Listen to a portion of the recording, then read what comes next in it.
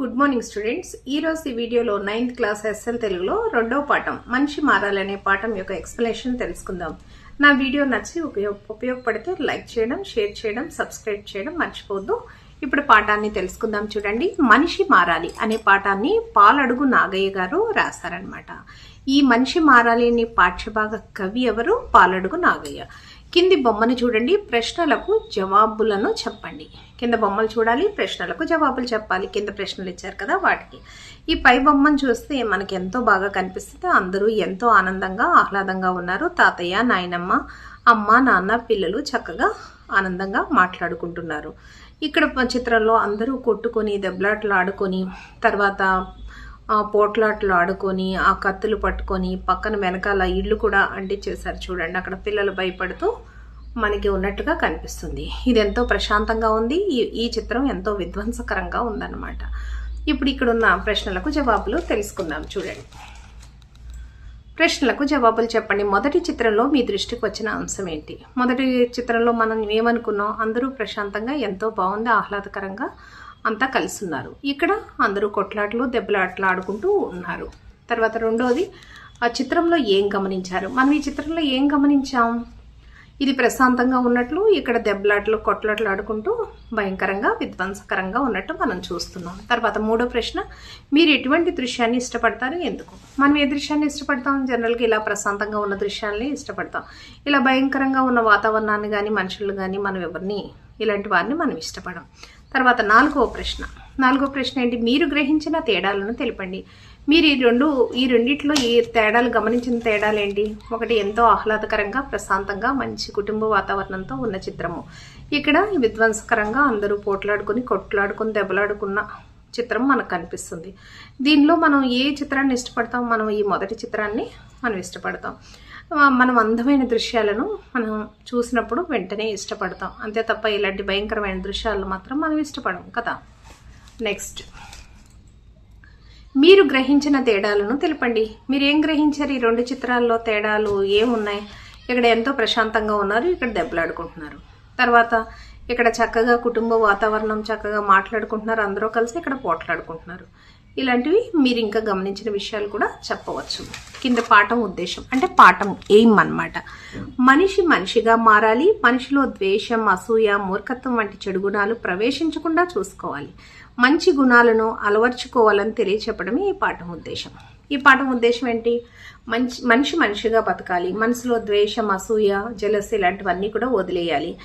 మంచి గుణాలు అలవర్చుకోవాలని తెలియచెప్పడమే ఈ పాఠం ఉద్దేశం అన్నమాట. తర్వాత ఈ పాఠ్యభాగ వివరాల్లోకి వెళ్దాం. ఇక్కడ చూడండి, పాఠ్యభాగ వివరాల్లో ఈ గేయ ప్రక్రియకు చెందింది. గేయం పాడుకోవడానికి అనువైనది. ఈ పాఠం పాలడుగు నాగయ్య గారు రచించిన డాక్టర్ అంబేద్కర్ అను బుర్ర కథ నుండి గ్రహించబడింది. ఈ పాఠం దేనికి సంబంధించిందంట? గేయ ప్రక్రియకు సంబంధించిందంట. అంటే గేయం అంటే పాడుకోవడానికి వీలుగా ఉండింది. దీన్ని పాలడుగు నాగయ్య గారు అంబేద్కర్ అను బుర్ర కథ నుంచి తీసుకొని మనకి రాసి దీనిలో ప్రింట్ చేయించడం జరిగిందనమాట. ఇక్కడ కవి పరిచయం తెలుసుకుందాం. చూడండి, కవి ఎవరనుకున్నాం? పాలడుగు నాగయ్య గారు. ఆయన 1947 నుండి 1982 వరకు జీవించారు. పాలడుగు నాగయ్య పూర్వ నల్గొండ జిల్లా, ప్రస్తుత సూర్యాపేట జిల్లాలోని కుడకుడ గ్రామానికి చెందినవాడు. ఈయన కవియే కాక సంగీతంలో పరిణతి చెందిన కళాకారుడు. దేశభక్తి గేయాలు, జాతీయ గేయాలు, పాలడుగు పదాలతో పాటు శ్రీ సీతారామ కళ్యాణం, డాక్టర్ అంబేద్కర్, శ్రీ డి సంజీవయ్య బుర్రకథలు, పల్లె జానపదాలు మొదలగు రచనలు రచించాడు. మరెన్నో అముద్రితాలు ఉన్నాయి. వృత్తిరీత్యా ఉపాధ్యాయుడైనప్పటికీ ఆల్ ఇండియా రేడియో ఆర్టిస్టుగా మంచి పేరు సంపాదించాడు. దర్శకత్వం, బుర్రకథ, జానపద, నాటికలలో ప్రతిభ కనపరిచాడు. ఎన్నో బహుమతులను పొందాడు. చూడండి, ఇక్కడ పాలడుగు నాగయ్య గారట పూర్వ నల్గొండ జిల్లా, ప్రస్తుతం సూర్యాపేట జిల్లాలో కుడకుడ గ్రామానికి చెందినవారు. ఈయన కవియే కాదు, సంగీతంలో మంచి పరిణతి చెందిన కళాకారుడు అనమాట. ఈయన దేశభక్తి గేయాలు, జాతీయ గేయాలు అన్నీ కూడా రచించారనమాట. అంబేద్కర్, శ్రీ డి సంజీవయ్య బుర్రకథలు, పల్లె జనపదాలు మొదలగు రచనలు కూడా ఈయన రచించారట. ఇంకా మరెన్నో ముద్రించిన అంశాలు కూడా ఎన్నో ఉన్నాయట. వృత్తిరీత్యా ఉపాధ్యాయుడట ఈయన, టీచర్ అనమాట. ఆల్ ఇండియా రేడియోలో కూడా ఆర్టిస్ట్గా పనిచేశారట.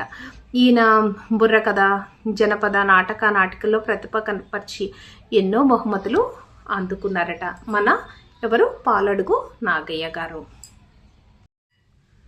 పేజ్ నెంబర్ 12లో ఉన్న పద్యాన్ని పాడుకుందాం, చూడండి, గేయాన్ని పాడుకుందాం మనం.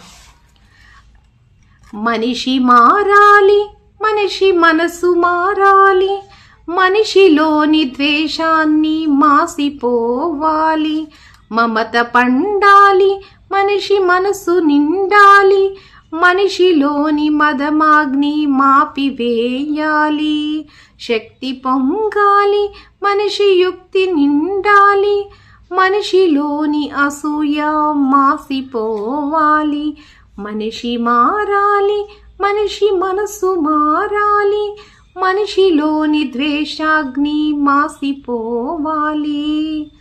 అంటే దీని వివరణ తెలుసుకుందాం, చూడండి. మనిషి మారాలి, మనిషి తనలోని పగను చంపుకొని మనసు మార్చుకొని మనిషిలాగా చక్కగా మనిషి మారాలి. తర్వాత మమత పంచాలి, మనిషి మనసు నిండాలి, మనిషి తనలోని ప్రేమాతత్వాన్ని పెంచుకొని అహంకారాన్ని చంపుకొని మనిషిలాగా మనిషి మారాలని. శక్తి పొంగాలి, మనిషి యుక్తి నింపాలి, మనసులోని అసూయ మాసిపోవాలి, మనిషి తనలో ఉన్న అసూయను చంపుకొని ఆలోచనను పెంచుకొని శక్తివంతుడై ఎదగాలన్నమాట. తర్వాత ఇక్కడ ఆలోచించండి చెప్పండి అన్నారు, చూడండి. మనిషిలోని మదమును ఎలా అంచవచ్చు? మనం మనిషిలో ఉన్న మదమును ఎలా మంచి ఆలోచనలో, మంచి ఆలోచనలతో, మంచి పనులతో మనిషిలో ఉన్న మదాన్ని మనం అణిచేయవచ్చు, మనం కూడా అణుచుకోవచ్చు. అలాంటి మదం లేకుండా మనం చూసుకోవచ్చు అన్నమాట. తర్వాత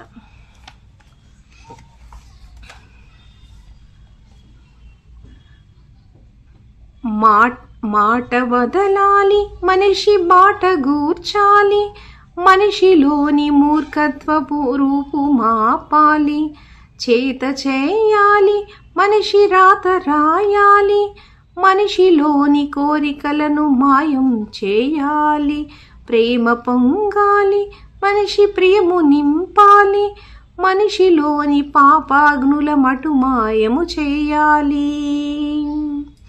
ఇక్కడ ఏమంటున్నాడో చూడండి కవి.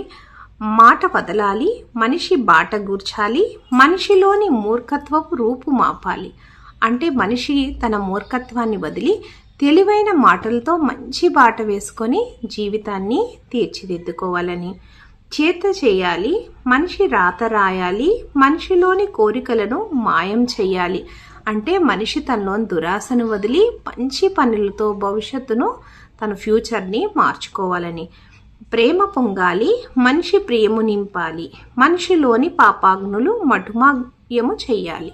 అంటే మనిషిలో చెడు పనుల ద్వారా కలిగే వివిధ బాధలు పోగొట్టాలంటే ఇతరుల పట్ల ప్రేమను ఎంతో సంపాదించుకోవాలి. మనం ప్రేమనివ్వాలి, అందరిలో కూడా మనం ఆనందాన్ని నింపాలి అన్నమాట.